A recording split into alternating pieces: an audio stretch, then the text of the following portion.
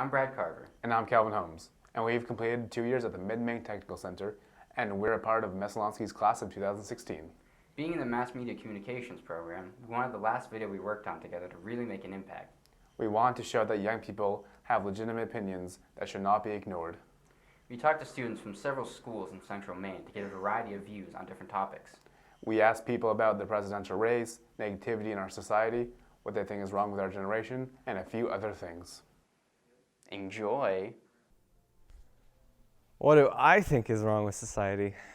God, that's rough. You know, I said that as if I was going to start saying something, but I have not yet formulated an answer. We take too much of what we have for granted. I think that we're too involved in social media. I mean, social media is good, but too much of it it's bad. It's really bad for you in a way. I know, especially me, I'm like so involved with my phone and I can't like actually focus on what things that really matter. I don't even know. I know it's a problem for me personally. I think that the main problem in society is the media, overblowing everything that's going on. This small insignificant thing happened, let's put it on national news, you know? Everybody freak out, lose your minds, let's go riot. There's so much propaganda, so much false evidence, false claims, and things are skewed so much that it's hard to find out the reality from the truth. We're dividing ourselves. We're not unified as a people. We have so many great things about this country, and yet all we ever focus on is one minor issue here, one minor issue there. I think that there are a lot of things that are wrong with society.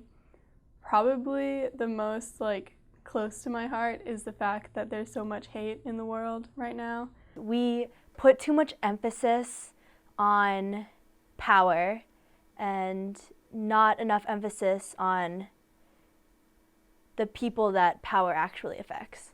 In that quest for power, almost it seems like it blocks some of the most fundamental, at least in my opinion, human rights and ideals. Everything's so polarizing, you know?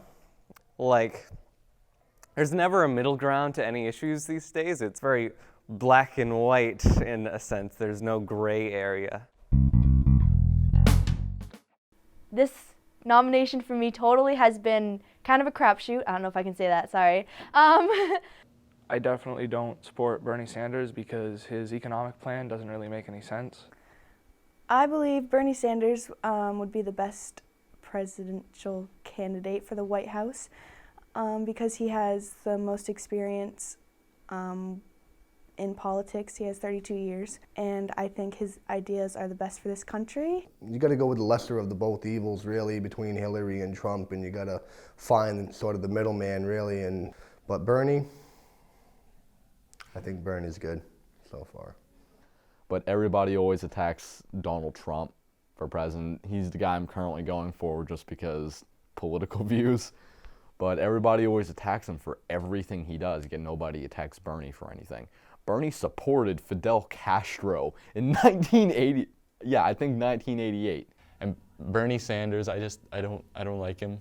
I looked through his plan for cash and stuff on his website, the official Bernie Sanders one, and all the numbers, they seem just right. It seems too just right to it just doesn't make sense to me. Ted Cruz, because I'm a Republican. I like his ideas on foreign policy. I think comparing it to Donald Trump and he's gonna build a wall or whatever, I just think that it makes more sense. He's just more practical. And I feel like the people like him more than Donald Trump. If it had to be a Republican, probably Ted Cruz over Donald Trump. I'm gonna be honest, I don't think I'm qualified to answer that question because I'm just a kid, you know? We're all just kids, and I hardly know anything about the main candidates right now, you know? And I don't know, it's just weird. So yeah, I can't really say one way or the other at this point. But people over-exaggerate a lot of issues. for example, with the whole election thing, people are calling Trump Hitler and Bernie like Lenin, for example, or Karl Marx, and it's like, do you even know anything about those people you're comparing them to? It's kind of ridiculous. Let's take this into consideration. A, one is Hitler, and B, one is not Hitler.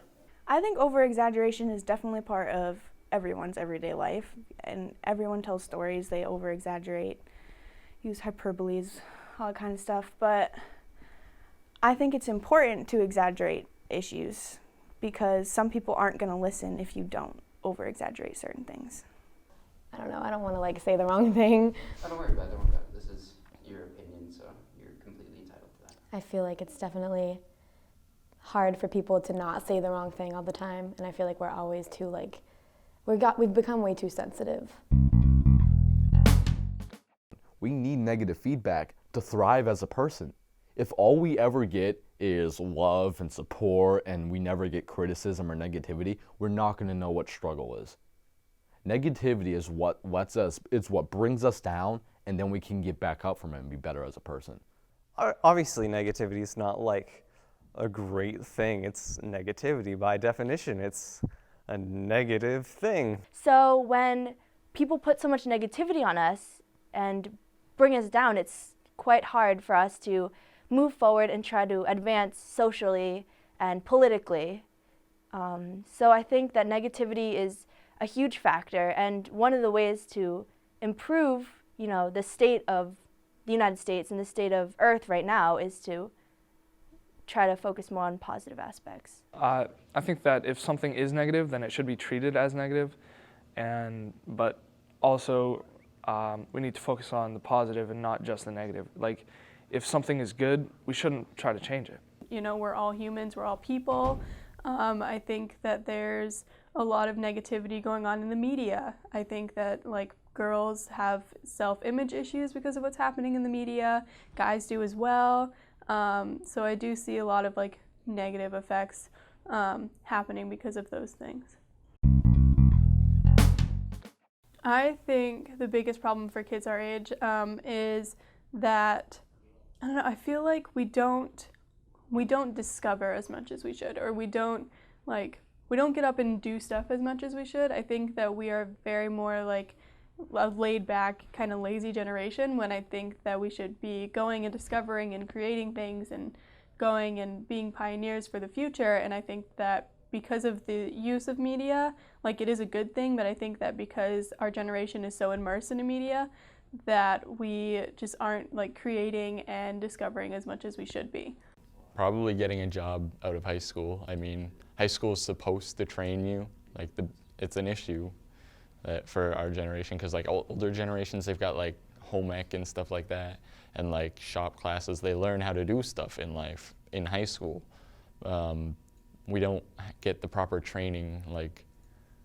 How am I supposed to get a job working at a high-end company if all I know is y equals mx plus b? What's that doing for me? Do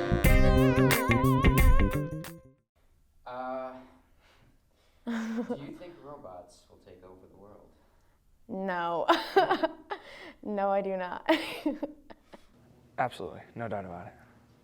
Yeah, but I don't see it happening for a very, very, very long time. Several lifetimes from now. And we should be ready for anything. So I guess, yeah, maybe. Robots, if they did take over the world, then they would have a good reason. I don't think robots will take over the world, but I definitely think they'll become a big part of society. I don't know if robots are going to take over the world per se, but Technology, oh yeah. Keep it artificially idiotic.